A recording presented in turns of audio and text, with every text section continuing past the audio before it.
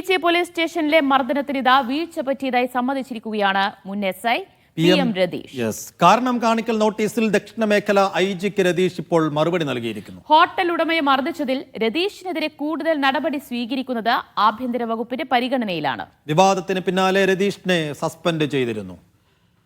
Sijo V John വിശദാംശങ്ങൾ നൽകും. സിജോ, പീച്ചി കേസിലൊക്കെ അന്വേഷണം നടന്നുകൊണ്ടിരിക്കുന്നുണ്ട് എന്നാണ് നമ്മൾ അറിയുന്നത്. ഇപ്പോ രതീഷ് ആ വീഴ്ച സമ്മതിച്ചിരിക്കുന്നു. എന്താണ് രതീഷ് പറയുന്നത്? ഇത്തരത്തിൽ ഒരു ആരോപണം ഉയർന്നതിന് പിന്നാലെ തന്നെ രതീഷിനെതിരെ അന്വേഷണം ആരംഭിച്ചിരുന്നു. ആദ്യം ഉത്തരമേഖല IG ആയിരുന്നു അന്വേഷണം നടത്തിയിരുന്നത്. ഉത്തരമേഖല IG-യുടെ അന്വേഷണത്തിൽ രതീഷ് കുറ്റക്കാരനാണെന്ന് കണ്ടെത്തിയിരുന്നു. പക്ഷേ അച്ചടക്ക നടപടി അന്ന് സ്വീകരിച്ചിരുന്നില്ല.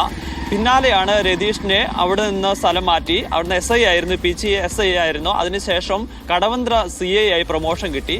അങ്ങനെ പ്രൊമോഷൻ കിട്ടി മാറി വന്നപ്പോൾ പിന്നീട് നടപടി സ്വീകരിക്കേണ്ടത് ദക്ഷിണ മേഖല IG ആയിരുന്നു. പിന്നീടാണ് ഈ ദൃശ്യങ്ങൾ പുറത്തു വന്നതിന് പിന്നാലെ എന്തുകൊണ്ട് നടപടികൾ സ്വീകരിച്ചില്ല എന്ന് സംബന്ധിച്ച വിമർശനങ്ങളും ചോദ്യങ്ങളും ഒക്കെ ഉയരുകയും ചെയ്തിരുന്നത്. അന്ന് ദക്ഷിണ മേഖല IG ശ്യാം സുന്ദർ ഇദ്ദേഹത്തെ സസ്പെൻഡ് ചെയ്തുകൊണ്ട് നടപടി സ്വീകരിച്ചിരുന്നു. അതൊരു സർവീസിൽ നിന്ന് തൽക്കാലത്തേക്ക് മാറ്റി നിർത്തുക എന്നുള്ളതാണ്. പിന്നീടാണ് ഈ അന്വേഷണ റിപ്പോർട്ടിൽ കാരണം കാണിക്കൽ നോട്ടീസ് നൽകിയിരുന്നത്. ഈ നോട്ടീസിനാണ് ഇപ്പോൾ അദ്ദേഹം മറുപടി നൽകിയിരിക്കുന്നത്. തന്റെ ഭാഗത്ത് വീഴ്ച സംഭവിച്ചതായി രതീഷ് സമ്മതിക്കുന്നുണ്ട്.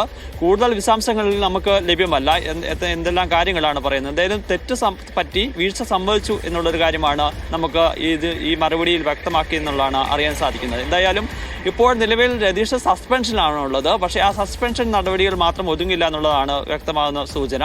എന്തായാലും വകുപ്പ് തല നടപടികളും ഉണ്ടാകും. പ്രാഥമികഘട്ടം എന്ന നിലയിൽ ഇപ്പോൾ പോലീസിന് ചെയ്യാൻ സാധിക്കുക എന്ന് പറയുന്നത് ഇവർ ആനുവൽ ഇൻക്രിമെന്റ് തടയുക എന്നുള്ളതാണ്. ഇതിന്റെ ഗൗരവ സ്വഭാവം മനസ്സിലാക്കി 3 വർഷം വരെ ഇത്തരത്തിൽ ഇൻക്രിമെന്റ് തടയാം.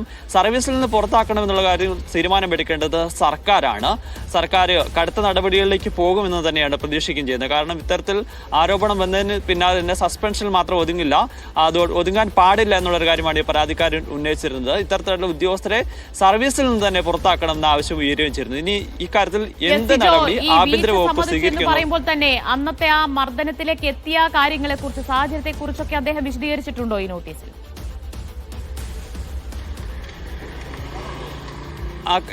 എന്തെല്ലാം കാര്യങ്ങളാണ് വിശദീകരിച്ചതെന്നുള്ള പൂർണ്ണമായ വിവരമൊന്നും നമുക്ക് ലഭ്യമല്ല. എന്തായാലും ഡീറ്റെയിൽ ആയിട്ടുള്ള കാരണങ്ങൾ ഉണ്ടാകും എന്നുള്ള യാത്രയിൽ സംശയമില്ല. കാരണം ഈ ദൃശ്യങ്ങൾ ഉൾപ്പെടെ പുറത്തു വന്നതിന് പിന്നാലെയായിരുന്നു ഈ റിപ്പോർട്ടിന് കാരണം കാണിക്കൽ നോട്ടീസ് നൽകുകയും ചെയ്തത്. സ്വാഭാവികമായും ഇക്കാര്യങ്ങൾ ഉൾപ്പെടെ വിശദീകരിച്ചിട്ടുണ്ടാവും എന്ന് തന്നെയാണ് നമ്മൾ പ്രതീക്ഷിക്കുന്നത്. എന്തായാലും തെറ്റുപറ്റി തന്റെ ഭാഗത്ത് വീഴ്ച ഉണ്ടായി എന്നുള്ളൊരു കാര്യം അദ്ദേഹം സമ്മതിച്ചായിട്ടാണ് നമുക്ക് ലഭ്യമാകുന്ന വിവരം.